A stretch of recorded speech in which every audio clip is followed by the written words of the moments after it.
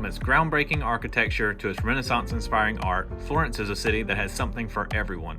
The city attracts millions of tourists each year, but many don't realize that there are some amazing day trips that are easily accessible for the adventurous traveler.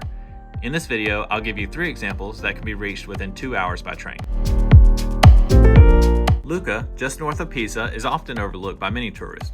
It is surrounded by a 2-mile-long 16th century wall that now serves as a circular park and recreation area around the city. Once you walk through Lucca's gates, you can't help but feel the more relaxed atmosphere compared to the hustle and bustle of Florence. Lucca has no shortage of cathedrals. Most are not as large or culturally significant as you may see in other cities of this region. However, they all have their own unique qualities. Lucca also has several surviving towers. Its most famous is the Guinigi Tower from the 13th century, which stands at 45 meters tall. This tower is different because it has trees at the top, which allow you to take in the views while shaded from the blazing sun. When we visited Tuscany, we used Lucca as our home base, and well, just keep watching and I'll tell you all about it. So as we've been traveling through Italy, we've been using Lucca kind of as like our home base here in the Tuscany region. We've jumped over to Siena, to Pisa, to Florence, even got over to the Cinque Terre. And that's something that I really like about Lucca is it's such an easy access by train to a lot of those places. You can hop on the train, you're in Pisa in under 30 minutes, you're in Florence or you're in the Cinque Terre in under 2 hours, maybe an hour and a half or something like that. So it's an easily accessible spot. It's away from most tourists. There are tourists here, obviously, we're here, but it's not super crowded like a lot of these larger cities are.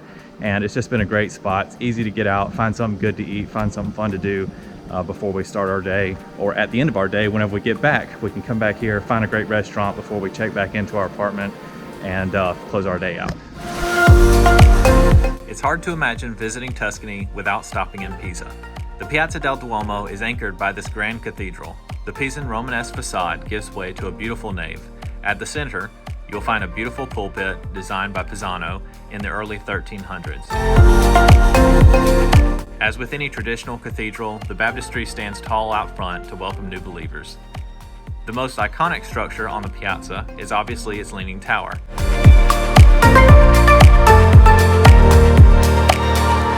This bell tower has amazing views of Pisa and the nearby mountains. That is, if you're willing to make the long climb up its narrow staircase.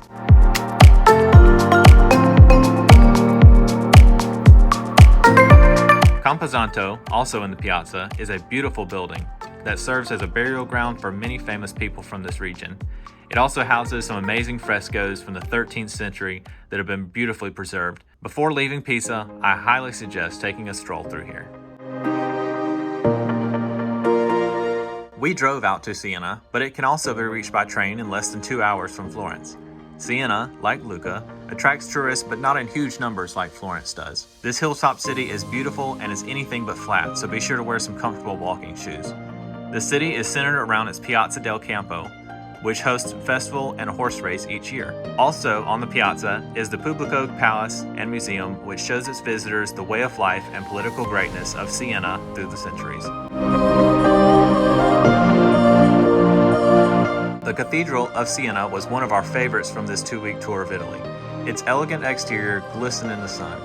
Once inside, we found it to be very large and well appointed with historical art and religious styling. As beautiful and grand as it is a fraction of what it was intended to be, as I'll explain further here.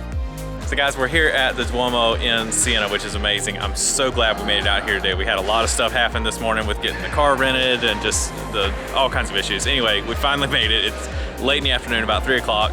And we're at the Duomo of Cena, and it is amazing. It's huge. I showed y'all the front of the building, which is over here, and it goes all the way through, way back over there somewhere. And you know that these cathedrals and Duomos were built like in the shape of a cross. Well, initially, this side that you see over here was going to be the short sides of the cross.